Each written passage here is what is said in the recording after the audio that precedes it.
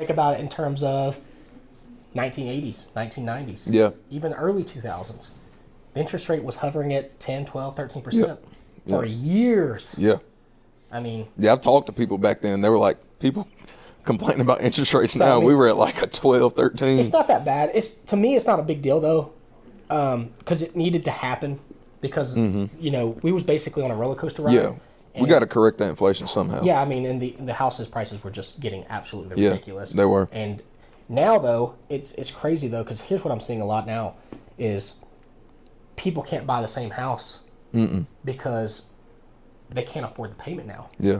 So like, if you was looking for a $500,000 house 2 years ago, or even a year ago, now you're having to look for a $300,000 house or a $250,000 house Yep. because that's the same payment you're going to pay. Exactly. So to get a $500,000 house now, you're going to be paying $2,000 more a month. Yeah. So, Which it drops a lot of buyers out of the market because Absolutely. a lot of people, which I think is what's helping us right now is that Yeah. there's not as many buyers looking for houses now because they're afraid to get into that monthly payment.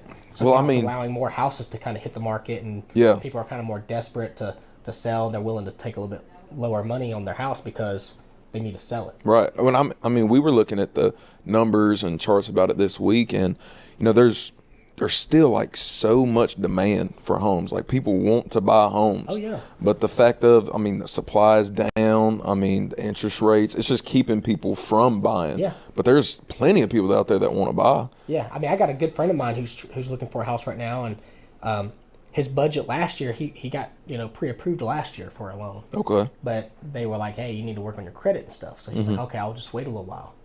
Right? Yeah. Yeah. So his credit was in like the 500s. Mm-hmm. So he was looking for a house last year, and they were like, if you can get your credit up to like 650, we can approve with your income and everything, we can approve you for probably like $450,000 to $500,000 house. Okay. Well, now he just went to get it pre-approved again because he's gotten his credit up now Yeah. to like the 650, 660 And it's mark. probably So not that mark now that they they're were like- saying. Now they're saying he can only get approved for $220,000 house. Yeah. It's almost impossible to find a $220,000 Yes. house now that is any decent at all, unless Yes. you go out in the boonies. Exactly. Like, pretty much your threshold now is $300,000 or up. Yep. If you're buying anything under that, it's either in not such a desirable area or it might need a little bit of work. Yeah. I mean, not saying you can't find them. I mean, there's Definitely some out there for sure. we got a couple houses like I got a house in Winston that we're renovating right now, and we're going to be selling it for probably like the 270 range. Okay. It's a beautiful house. Yeah.